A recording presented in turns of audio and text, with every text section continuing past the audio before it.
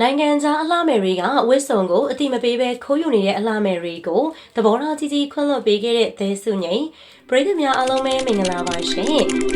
မြန်မာ Selling Insider Page ကနေပြီးတော့ပြန်လည်ကြိုဆိုလိုက်ပါတယ်သဲစုငိမ့်က Miss Grand International 2024မှာ Second Runner အဆူရရှိပြီးတဲ့နောက်မှာမြန်မာနိုင်ငံအလှမယ်တွေရဲ့အာရုံစိုက်ခံရတဲ့အထီကိုအောင်မြင်လာခဲ့တာပါဝန်ထမ်းစုမရရှိခဲ့ပေမဲ့သဲစုငိမ့်ရဲ့အရှိန်အဝါကကြီးမားသလိုမြန်မာနိုင်ငံအတွက်ဂုဏ်ယူရတဲ့အလှမယ်ဖြစ်အောင်လဲစူးစမ်းခဲ့တာပါ။ဒါအပြင်နိုင်ငံခြားအလှမယ်တွေကသဲစုငိမ့်ရဲ့ဝတ်စုံတွေကိုအထုခိုးပြီးတော့ဝတ်ဆင်တဲ့အထီကိုအထုယူနေကြတာဖြစ်ပါတယ်။ပြီးခဲ့တဲ့ရက်မှာထိုင်းကမ္ဘောဒီးယားနိုင်ငံတွေကအလှမယ်ပြိုင်ပွဲတွေကျင်းပနေတာဖြစ်ပြီးတော့အဲဒီပြိုင်ပွဲမှာသဲစုငိမ့်ရဲ့ဝတ်စုံတွေကိုဝတ်လာခဲ့ကြတာပါ။နိုင်ငံခြားအလှမယ်တွေက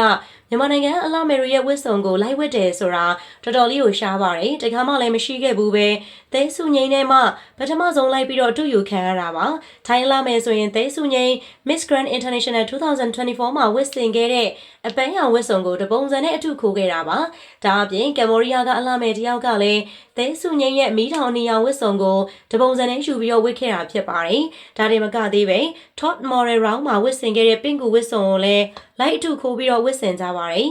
အခုလိုဝစ်စင်တဲ့အပေါ်မှာအလှမယ်တွေကဘာမှအသိမပေးသလိုသဲစုငိမ့်ကိုကြိုက်လို့ထုတ်ပြောတာမျိုးမရှိဘဲလိုက်ဝတ်တာပါသဲစုငိမ့်ကတော့ဘာအပြစ်တင်လို့စိတ်မှမရှိဘဲ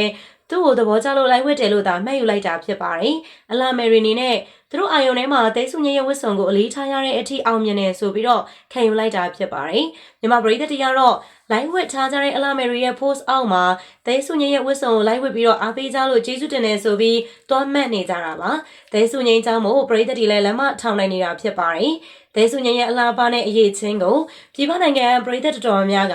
သတိထားမိတဲ့အထိကိုဖြစ်ရတာပါ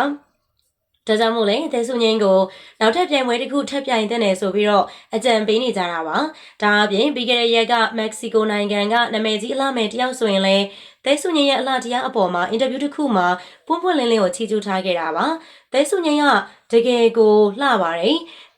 အလားတရားနဲ့ပြည့်စုံသလိုစမ်းအားလဲကောင်းပါတယ်ဒါကြောင့်မို့မြန်မာနိုင်ငံပရိသတ်တွေအနေနဲ့လည်းသူမကိုနောက်ထပ်နိုင်ငံကုံဆောင်အလှမယ်အနေနဲ့ထပ်မြင်ကျင်ကြပါတယ်သဲစုငိမ့်ကလက်ရှိမှာတော့ရုပ်ရှင်ရိုက်ကူးရေးတွေနဲ့အလုံးရှုံနေသလိုပညာရေးအတွက်လည်းရုံးပန်းနေရတာပါဒါကြောင့်မို့အသက်20ကျော်မှသာပြိုင်ပွဲတွေပြိုင်ဖို့စဉ်းစားမှလို့အသိပေးထားပါတယ်သဲစုငိမ့်သာရှင်ပြိုင်မယ်ဆိုရင်တခဲနဲ့အားပေးမဲ့သူတွေလည်းအများအပြားကိုရှိနေတာပါ